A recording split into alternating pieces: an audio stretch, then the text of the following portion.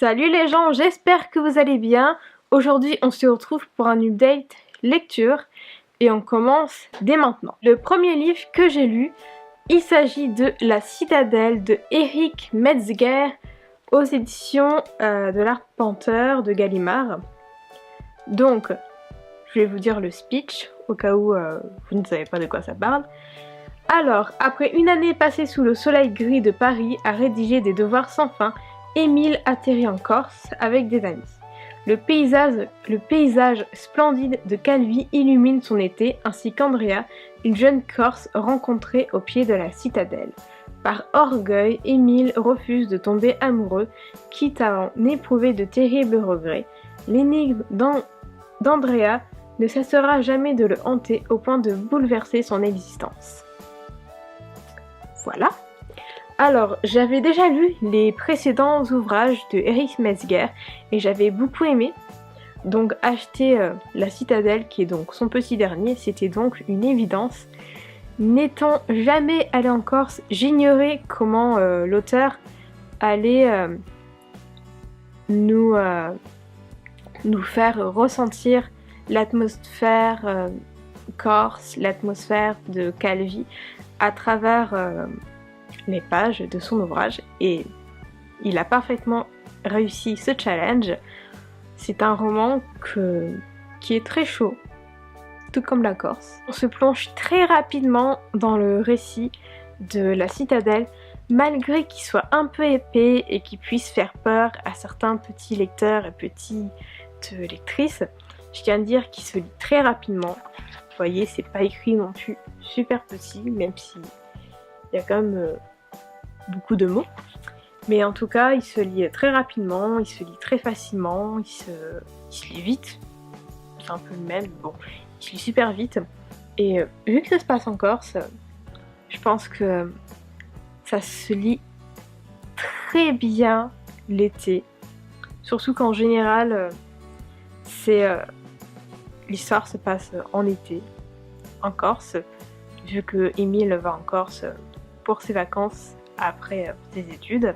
Concernant l'histoire d'amour de ce roman, je ne suis absolument pas fan des histoires d'amour en général, ce qui fait que j'avais vraiment peur de tomber dans quelque chose de lourd, de très lourd, et tout compte fait ça n'a pas été le cas. L'histoire d'amour est plutôt légère et très bien construite, voire intéressante, alors que moi-même c'est vraiment pas mon délire.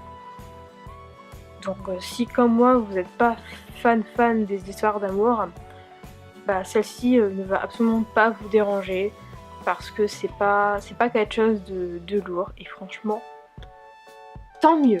Je ne l'aurais pas supporté. Bref, comme les autres romans de Eric Metzger, c'est super. On voit d'ailleurs par sa plume qu'il s'améliore au fil du temps.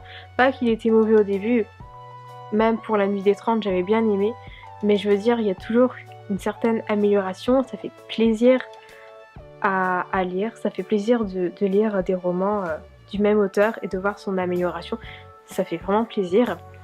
Donc c'est une histoire que j'ai bien aimée, que je vous conseille, et vu qu'elle se passe en Corse, je pense que c'est une parfaite lecture pour l'été. Le deuxième livre que j'ai à vous présenter, il s'agit du 3e tome du Chat Bouboule aux éditions Michel Lafon de Nathalie Jomard, et ce 3e tome s'appelle Intermittent de la sieste. Alors au début, j'avais acheté les 2 premiers tomes chez J'ai lu. Je savais que le 3e était sorti, mais je n'avais aucune nouvelle de son édition chez J'ai lu, et à l'heure actuelle je n'en ai toujours pas, du moins pas à ma connaissance. Donc tant pis, je l'ai acheté chez Michel Lafon, et il est beaucoup moins grand que ce que j'aurais pu penser. Il est très beau et il ressemble à mon chat Bouboule, qui est d'ailleurs, au moment où je vous parle, en train de dormir sur mon lit. Bref, ce 3e tome, je l'ai même probablement, peut-être même plus aimé que les 2 autres.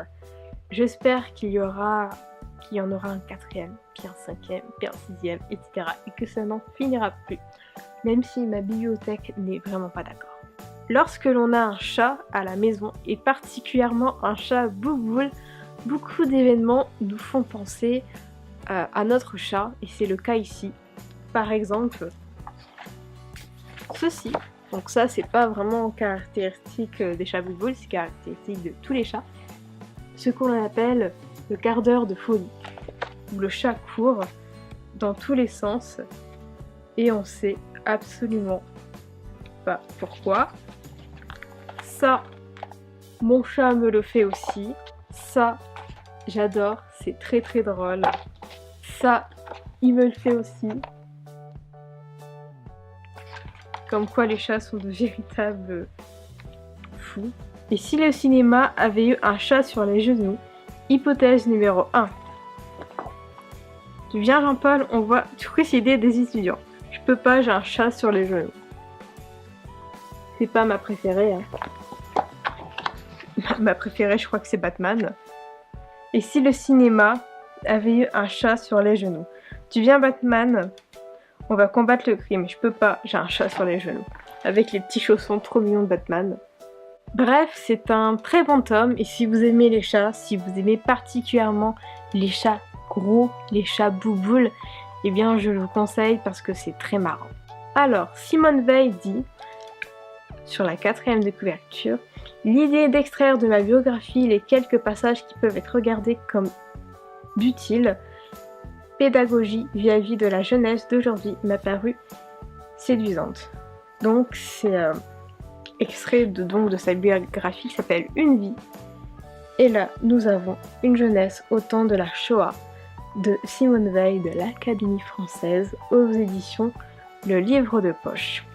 Et je vous en parle et bien maintenant. Pendant cette courte lecture, parce que oui, c'est une courte lecture, et il n'est pas très long, même si j'ai mis un peu de temps à le lire, parce que j'étais en période d'examen et que j'avais pas tout le temps de le lire. Bref, pendant cette courte lecture, j'ai eu certaines difficultés à lire certains passages plus ou moins durs de la vie de Simone Veil, ou du moins de sa jeunesse, lorsqu'elle a été déportée dans un camp de concentration d'un nom que nous connaissons tous qui s'appelle Auschwitz. Je n'arriverai jamais à prononcer ce nom. Auschwitz. Jamais. Mais en tout cas dans ce camp de concentration là, et elle nous a expliqué comment ça s'est passé à partir du moment où elle a débarqué là-bas, et aussi à partir du moment où elle est repartie. Et il y a des passages qui étaient vraiment très durs à lire. Vraiment très dur. C'est un livre que je trouve vraiment bien écrit, sincère et très juste. On voit vraiment... Il y en a certains et certaines, quand ils écrivent des biographies, on a l'impression qu'ils ont des comptes à rendre, qu'ils veulent se justifier de certaines choses. Alors que parfois c'est des personnes qui n'ont à se justifier de absolument rien. Et elle, il est juste, il est sincère. Elle est vraiment unique dans ce livre. C'est ce qui fait en fait, je pense que il est vraiment touchant. J'aurais dû mettre des marque-pages pour vous citer des extraits. Et il y a des extraits qui m'ont particulièrement touchée, malheureusement. Je pense que j'arriverai pas à retrouver les pages. Mais si vous avez lu ce livre, et j'espère que vous avez lu ce livre, au moins une jeunesse au temps de la Shoah, je pense que vous pouvez à peu près savoir de quel moment je parle. C'est plus au début du roman quand elle arrive au camp de concentration. J'ai refusé de m'imaginer les horribles choses qu'elle a vécues là-bas, par peur, et en même temps j'ai pas pu m'empêcher d'être horrifiée par ce que je lisais. La fin de ce petit roman est également très touchante parce que nous avons un discours de Jean Domerson. J'adorais cet homme, j'avais pu voir certaines de ses interviews, que ce soit à la télévision ou sur YouTube, et c'était vraiment quelqu'un que je trouvais fascinant, que je trouvais bienveillant, et à notre époque c'est bien trop rare d'être bienveillant, et lui il faisait partie de ces personnes bienveillantes. Il y avait également un extrait d'une interview de la petite fille de Simone Veil, qui s'appelle Valentine, qui avait 15 ans à l'époque, et qui était vraiment très touchant. J'étais en train de voir si je pouvais vous lire un extrait du discours de Jean d'Ormesson, mais il est tellement long que c'est pas possible, vous voyez. Là, c'est le début de son discours. Il y a genre 4 pages, je crois. Donc 1, 2, ouais, il y en a beaucoup plus. Il y en a peut-être 5 ou 6. Et je peux pas vraiment vous en lire. Enfin, vous la lire, mais en tout cas, je pense que cette interview, pas cette interview, ce discours peut se trouver sur internet. Et dans tous les cas, c'est un livre qui est franchement pas cher.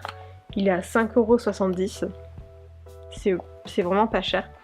En tout cas, c'est un livre que j'ai beaucoup aimé, que je vous conseille de lire. Tout ce qui a rapport avec la déportation, je pense que c'est important de connaître cette histoire. Elle est tragique, elle est horrible, mais c'est parce qu'elle est tragique et horrible que c'est important de la connaître. Je suis pas une bête en histoire, au contraire, j'ai beaucoup de problèmes avec les chiffres, donc avec les dates. Et par contre, je retiens beaucoup les faits, et ça, c'est quelque chose qui m'intéressait de lire et de connaître. Et j'espère que vous lirez ce roman, ou dans ce cas-là, que vous l'avez déjà lu. Voilà, c'est tout pour le moment. J'espère que cette vidéo vous aura plu. En ce moment, je suis en train de lire le premier tome de l'Esprit des lois de Montesquieu. J'aime beaucoup, c'est compliqué parce que c'est vraiment écrit petit et je suis myope. J'ai vraiment du mal à écrire quand c'est vraiment petit, mais c'est quelque chose qui m'intéresse. Sinon, j'avais lu également il n'y a pas longtemps une histoire sur Wattpad écrite par Neil Gaiman. Je pense que le titre c'était La nuit où les étoiles se sont éteintes ou quelque chose comme ça. Je pensais en parler sur Booktube parce que j'aimerais de temps en temps parler de livres que j'ai lus sur Wattpad, mais des livres quand même non fictifs, enfin je veux dire non fanfiction, parce que ce genre de délire ne m'intéresse absolument pas, et vraiment des romans sérieux. Sauf que celui-ci ne m'a pas satisfait à 200%, du coup je ne le ferai pas. J'attends vraiment de tomber sur The roman pour vous en parler sur Wattpad, même si je parle pour vous en parler sur Booktube, je voulais dire. Et si je parle d'histoire de Wattpad, je pense que ça dépassera pas 2 romans par an. Ensuite, il y a également, au mois de janvier, j'avais également demandé sur Twitter à plein de petits auteurs de me dire les romans qu'ils écrivaient pour que j'en parle. J'en ai toujours pas encore acheté parce que j'ai pas encore trouvé le temps de le faire. Mais si de toute manière ce n'est pas cette année, ça sera l'année prochaine. Mais j'espère commencer à donner un peu de visibilité à ces petits auteurs à partir du mois de septembre-octobre, enfin vers la fin de l'année. On verra. Ensuite, j'ai refait ma bibliothèque derrière parce que j'avais besoin de place. Parce que si vous voyez juste là, c'est une étagère spéciale Game of Thrones. Vu que je regarde la série en ce moment. Je ne spoilerai pas. Nous sommes lundi, je viens de voir l'épisode 4 cette nuit, je ne vais pas bien. Bref, du coup en fait, puisqu'il y a une nouvelle figurine qui va sortir, et elle va sortir en octobre. Je l'ai précommandée, du coup il me fallait de la place puisqu'elle est assez grosse. Elle ressemble à ça. Et du coup il me fallait de la place. Et de plus, l'année dernière, j'avais fait une vidéo sur Harry Potter, une sorte de coup de cœur Harry Potter. Et cette année, il y a la vidéo Game of Thrones qui est prévue. J'ai déjà relu les 4 premiers tomes. Il faut juste que je relise le 5e tome pour vous faire un avis dessus et vous en parler en vidéo. Je sais que la série n'est pas terminée, mais je n'ai aucune idée quand les 2 derniers tomes de la série vont sortir. Je pense que l'auteur lui-même ne le sait pas. Donc quoi qu'il en soit, même si la série n'est pas terminée, la vidéo sortira probablement vers la fin de l'année. Donc voilà, et comme ça j'aurai un joli décor. Et je vais essayer de la sortir vers le mois d'octobre, comme ça la figurine que j'ai précommandée sera arrivée et je pourrai filmer avec une jolie figurine là. Et je pense que je vais en racheter une autre dans pas longtemps pour la mettre également là, ce qui fera que j'aurai beaucoup de figurines Game of Thrones. Parce que, on va pas se mentir, les petits Funko Pop, ils sont quand même tout mignons. Et celui-ci, je l'ai acheté il y a pas longtemps, parce que c'était vraiment un personnage que j'aime bien. et le fait qu'il soit incarné par un acteur que j'aime beaucoup, ça joue pas mal. Bref, trêve de bavardage. Je vous souhaite d'agréables lectures. J'espère que cette vidéo vous aura plu. N'hésitez pas à laisser un pouce en l'air, à laisser un commentaire, à vous abonner si ce n'est pas encore fait, à partager la vidéo. C'est toujours chiant de dire tout ça parce que c'est du blabla, mais c'est important. Bref, à bientôt. Cette vidéo aurait dû être publiée ce week-end, plutôt être tournée ce week-end. Je n'ai absolument pas eu le temps. Du coup, c'est aujourd'hui et pour ce week-end, je vais essayer de trouver le temps de tourner une vidéo cette semaine, probablement un tag. Je vais essayer de trouver un tag intéressant. Bref, je vous souhaite d'agréables lectures et à bientôt. Ciao!